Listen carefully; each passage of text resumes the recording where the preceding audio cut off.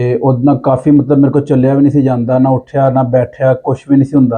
ਮਤਲਬ ਮੈਂ ਸਮਝ ਬੈਠਾ ਸੀ ਕਿ ਮੇਰੀ ਲੱਤ ਨਾ ਬਸ ਜ਼ਾਇਆ ਹੋ ਗਈ ਜੀ ਠੀਕ ਮੈਂ ਤੁਹਾਡੇ ਕੋਲ ਆਇਆ ਵਾਂ। ਤੁਸੀਂ 1 ਹਫ਼ਤੇ ਦੀ ਦਵਾਈ ਲਿਖ ਕੇ ਦਿੱਤੀ ਹੈ, ਉਹ 1 ਹਫ਼ਤੇ ਦੇ ਅੰਦਰ ਅੰਦਰ ਮੈਂ ਚੱਲਣ ਲੱਗ ਪਿਆ। ਐਟਲੀਸਟ ਮੈਂ ਦੌੜਨਾ ਵੀ ਸ਼ੁਰੂ ਕਰਤਾ ਕਿ ਦਰਦ ਮੇਰੇ ਐਸੀ ਕਾਬੂ ਆ ਗਈ ਹੈ ਕਿ ਹੁਣ ਮੈਂ ਦੌੜਨਾ ਵੀ ਸ਼ੁਰੂ ਕਰਤਾ। ਅਲਹਮਦੁਲਿल्लाह ਕਾਫੀ ਜ਼ਿਆਦਾ ਬਿਹਤਰੀ ਹੋ ਗਈ। ਮਤਲਬ ਰਾਤ ਨੂੰ ਨੀਂਦ ਵੀ ਨਹੀਂ ਆਣੀ, ਕੁਛ ਵੀ ਨਹੀਂ ਹੋਣਾ ਤੇ ਹਰ ਜਗ੍ਹਾ ਦਾਣੇ ਜ਼ਖਮ ਵਗੈਰਾ ਬਣ ਜਾਣੇ। ਹੁਣ ਕਾਫੀ ਆਰਾਮ ਆ, ਹੁਣ ਰਾਤ ਨੂੰ ਸਕੂਨ ਨਾਲ ਨੀਂਦ ਆਉਂਦੀ ਹੈ ਤੇ ਖਾਰਿਸ਼ ਵੀ ਬਹੁਤ ਹੱਦ ਤੱਕ ਖਤਮ ਹੋ ਗਈ। ਮਾਸ਼ਾਅੱਲਾ ਮਾਸ਼ਾਅੱਲਾ। ਇਹਨਾਂ ਤਿੰਨਾਂ ਮਰੀਜ਼ਾਂ ਦੀ ਤੁਸੀਂ ਜਿਹੜੀ ਦਵਾਈ ਖੜੀ ਹੈ, ਕਾਪੀ ਦੋਵਾਂ ਬੇਟੇ ਦੀ ਮਾਸ਼ਾਅੱਲਾ ਤਿੰਨੇ ਰਿਕਵਰ ਆ। ਹੁਣ ਸਗੋਂ 2-3 ਫੈਮਿਲੀ ਤੁਸੀਂ ਹੋਰ ਵੀ ਮੈਂਬਰਾਂ ਦੀ ਦਵਾਈ ਆਪਣੇ ਦੀ। हाँ जी, वालदा दी मेरी दी दवाई है जी। अस्सलाम वालेकुम, कैसे हैं ऑल फ्रेंड्स? मैं आप सबका भाई हकीम अतीक और रहमान सनैसी फ्रॉम गुजरा।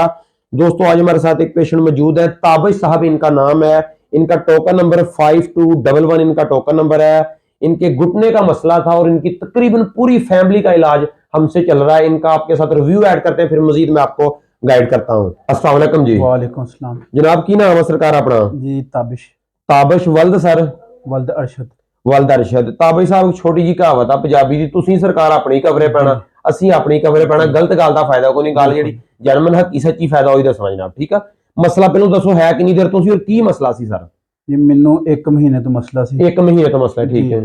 ਤੇ 3 ਹਫ਼ਤੇ ਮੈਂ ਬਹੁਤ ਤਕਲੀਫ ਚ ਕੱਢੇ ਜੀ। ਪਿਛਲੇ ਹਫ਼ਤੇ ਵਾਲਾ ਸਾਹਿਬ ਨੇ ਤੁਹਾਡਾ ਸਭ ਕੁਝ ਦੇਖਿਆ ਤੇ ਉਹਨਾਂ ਨੇ ਕਿਹਾ ਜਾ ਕੇ ਦੇਖਦੇ ਆਂ ਜੀ। ਤੁਹਾਡੇ ਕੋਲ ਆਏ ਆ, 1 ਹਫ਼ਤੇ ਦਵਾਈ ਖਾਧੀ ਤੇ ਉਹਦੇ ਨਾਲ ਕਾਫੀ ਮਤਲਬ ਮੇਰੇ ਕੋਲ ਚੱਲਿਆ ਵੀ ਨਹੀਂ ਸੀ ਜਾਂਦਾ, ਨਾ ਉੱਠਿਆ ਨਾ ਬੈਠਿਆ, ਕੁਛ ਵੀ ਨਹੀਂ ਸੀ ਹੁੰਦਾ।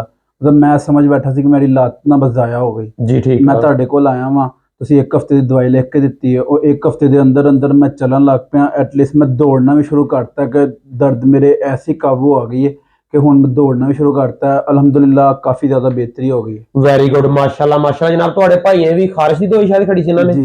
ਇਹਨਾਂ ਦਾ ਵੀ ਥੋੜਾ ਜਿਹਾ ਐਕਸਪਲੇਨ ਕਰਿਓ ਜ਼ਰਾ। ਮੈਂ ਕਹਿੰਦਾ ਲੁਕ ਭਾਈਆਂ ਨੂੰ ਕਰਿਓ ਮਾੜਾ ਜਿਹਾ। ਨੂੰ ਕਈ ਦਵਾ ਖਾਰਿਸ਼ ਸੀ ਹੋ ਗਈ, ਕੋਈ ਸਾਲ ਹੋ ਗਿਆ ਸਾਨੂੰ। ਜੀ ਜੀ। ਤੇ ਉਹਦੇ ਨਾਲ ਨਾ ਮਤਲਬ ਰਾਤ ਨੂੰ ਨੀਂਦ ਵੀ ਨਹੀਂ ਆਣੀ, ਕੁਛ ਵੀ ਨਹੀਂ ਹੋਣਾ ਤੇ ਹਰ ਜਗ੍ਹਾ ਦਾਣੇ ਜ਼ਖਮ ਵਗੈਰਾ ਬਣ ਜਾਣੇ।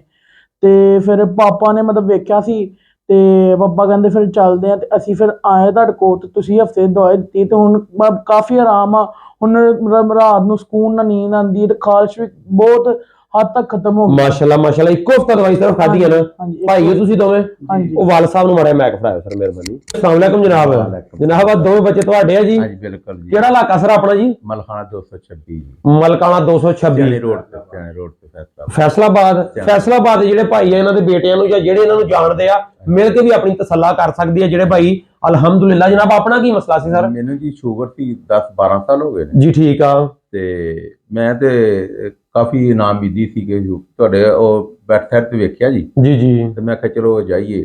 ਠੀਕ ਆ। ਆਏ ਆ ਪਿਛਲੇ ਹਫਤੇ ਜੀ ਠੀਕ ਆ। ਪਿਛਲੇ ਹਫਤੇ ਆਏ ਤੁਸੀਂ ਜਾਂ ਤਿੰਨਾਂ ਮਰੀਜ਼ਾਂ ਦੀ ਨਾ 2 ਬੇਟਿਆਂ ਦੀ ਤੇ ਇੱਕ ਆਪਣੀ ਹਫਤੇ ਦਵਾਈ ਲੈ ਕੇ ਆ? ਦਵਾਈ ਖੜੀ ਹੈ ਜੀ। ਜੀ। ਮੇਰੀ ਸ਼ੂਗਰ 300 ਹੁੰਦੀ ਸੀ ਜੀ ਖਾਲੀ ਪੇਟ। ਜੀ। ਤੁਹਾਡੀ ਦੂਸਰੇ ਦਿਨ ਦਵਾਈ ਦੇ ਹਿਸਾਬ ਨਾਲ ਅਸਰ ਹੋਇਆ, ਜਿਹੜਾ ਮੇਰੀ 156 ਹੋ ਗਈ ਜੀ। ਸ਼ਾਮੀ ਚੈੱਕ ਕੀਤੀ ਤੇ 110 ਹੋ ਗਈ ਜੀ।